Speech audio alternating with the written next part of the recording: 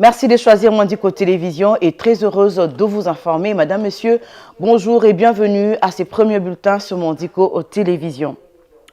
Le président de la République, Félix Tshisekedi, a signé un arrêté créant un nouveau département au sein de l'Agence nationale de renseignement ANER, baptisé département d'intelligence économique et financière. Ce département aura pour mission la recherche de l'investigation, la collecte, l'exploitation, l'interprétation et la diffusion de renseignements économiques, financiers, numériques et technologiques tant au niveau national qu'international. Le chef de l'État, Félix Tshisekedi, a nommé le lundi 12 août 2024 une nouvelle équipe à l'Agence nationale de renseignement ANER pour accompagner l'administrateur général Justin Inzoun Kakiak. Selon cette ordonnance, l'une porte sur la création au sein de l'Agence nationale de renseignement un département d'intelligence économique et financière et la seconde porte sur les nominations au sein de l'ANER. Article 1er est nommé administrateur général adjoint de l'Agence nationale de renseignement, messieurs Kalambay Mpoy Joseph. Article 2, sont nommés administrateurs principaux aux fonctions spécifiées en regard de leur nom, les personnes ci-après, messieurs Mweze Kirembe, lui, administrateur principal, chef de département service intérieur, messieurs Nyembo Toumba Augustin, administrateur principal, chef du département service extérieur, messieurs Mambabois Zéro Philémon, administrateur principal, chef du département d'appui, messieurs Kabouya Moulumba Alex, administrateur principal, chef du département de l'intelligence économique et financière. Le nouveau département va s'occuper notamment du renseignement financier intéressant la sûreté de l'État. Il sera également chargé de vérifier, contre-vérifier et faire le contrôle de gestion de l'utilisation des deniers publics. Et puis le vice-premier ministre, ministre de l'Intérieur et Sécurité de la République démocratique du Congo, Jacquemain Chabani-Louko, s'est entretenu le lundi dernier avec le représentant spécial adjoint du secrétaire général des Nations Unies en République démocratique du Congo, Bruno Lemarquis. Les deux personnalités ont échangé autour des questions liées à la coopération entre l'RDC et les Nations Unies. Bijou Lumuna. Les deux personnalités ont échangé autour de plusieurs questions, notamment la réforme de la police nationale congolaise, de la sécurisation de la population civile après le retrait de la MONUSCO et le retour des déplacés dans leur milieu naturel pendant la trêve humanitaire dans le conflit qui oppose l'armée congolaise à la coalition M23 RDF. Le représentant de la MONUSCO a réitéré l'engagement de son institution à accompagner la RDC dans la sécurisation des personnes et de leurs biens. Et on a aussi discuté de manière plus large de ce qu'on appelle la réforme du secteur de la sécurité, dans laquelle la PNC et le ministère de l'Intérieur sont partie prenante.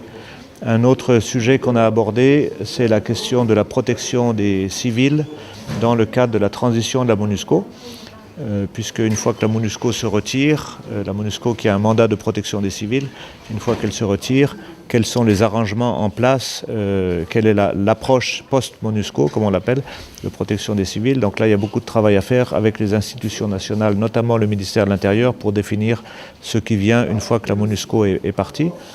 Un autre sujet, ça a été le retour des déplacés, notamment au Nord Kivu. Comme nous le savons, il y a eu une trêve humanitaire et maintenant il y a donc le cessez-le-feu.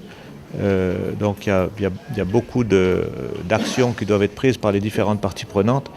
À noter que la RDC et les systèmes de Nations Unies ont signé il y a quelques mois le programme conjoint d'appui à la police avec la participation du PNUD, de l'OIM et tant d'autres agences du système de Nations Unies. Et pour finir, bonne nouvelle pour la population congolaise, amélioration du pouvoir d'achat et lutte contre la vie chère des Congolais. Daniel Moukoko Samba, vice-premier ministre, ministre de l'économie nationale, et Patrick Mouyaya ont annoncé une série de mesures à impact visible. Ces mesures visent à lutter contre la tracasserie sur les routes agricoles, à décourager la spéculation, voulais-je dire, sur le marché de change et renforcer la campagne agricole Pour soulager le ménage, la première ministre Judith Suminwa prendra un arrêté afin de supprimer certains prélèvements sur l'ensemble des produits pétroliers et autres produits de première nécessité. Images et commentaires. Dès l'entame de ces briefings au nom du gouvernement congolais, Daniel Mukoko Samba, vice-premier ministre, ministre de l'économie, s'est montré solidaire avec la population congolaise. Il a affirmé que les dirigeants ont pu se rendre compte de la souffrance d'une majeure partie de Congolais qui ne parviennent pas à manger à leur faim ni nouer le debout du mois. Pour soulager la population, le gouvernement a décidé d'agir sur 9 produits cités par Daniel Mukoko Samba lors de ce briefing. Passe de moments difficiles.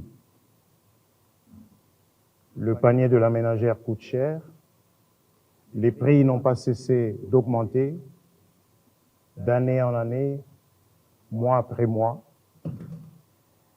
Et le président de la République nous a instruits pour que l'on desserre l'étreinte qui entoure le panier de la ménagère dans ce pays. Il s'agit d'abord d'un ensemble de produits qui ont été cités. Il s'agit du maïs, de la farine de maïs, il s'agit du lait en poudre, du riz importé, des volailles, des poissons, de la viande, de l'huile végétale. Il s'agit donc des produits qui sont consommés de manière régulière par les ménages congolais. Les taxes et autres prélèvements qui concernent ces différents produits a toujours provoqué une hausse de prix de ces derniers. Pour les dernières semaines, sur le marché, le prix de certaines denrées alimentaires, pour la plupart importées, sont passés du simple au double. Les commerçants ont logiquement augmenté le prix après avoir payé les différentes taxes prélevées sur le service public. Le gouvernement a décidé de supprimer certaines taxes et de réduire d'autres de 5%, 25% et même 50%. À la question de savoir quand est-ce que ces mesures vont entrer en vigueur, le patron de l'économie congolaise a annoncé que la première ministre Judith Suminwa prendra rapidement un décret pour que les mesures soient réellement appliquées. Entre-temps, les établissements publics qui vivaient grâce aux taxes prélevées sur ce 9 produits doivent fournir des efforts internes pour s'adapter à la nouvelle donne. Ce que le gouvernement voudrait faire pour ces produits qui sont les produits les plus consommés par les ménages congolais, c'est de dire, moi je vais vous enlever cette brique. Pour cette autre brique, je vais diminuer son coût de 50%. Pour la troisième brique, je vais diminuer son coût de 40%. Tous les autres prélèvements qui ne sont pas prévus dans la structure régulière des prix des biens ou dans le bulletin de liquidation, je vais les supprimer. L'effet immédiat devrait être que le prix de revient de ce produit va diminuer. Et si le prix de revient de produit diminue, le commerçant n'a qu'à ajouter sa marge bénéficiaire, il s'en suivra que le prix de vente va également diminuer. Les autorités congolaises ont également promis d'agir sur le produit pétrolier. L'addition de 400 millions de dollars américains dus aux sociétés pétrolières en termes de manque à gagner sur leurs produits va être apurée. Cette facture concerne la période comprise entre fin décembre 2023 et fin juin 2024.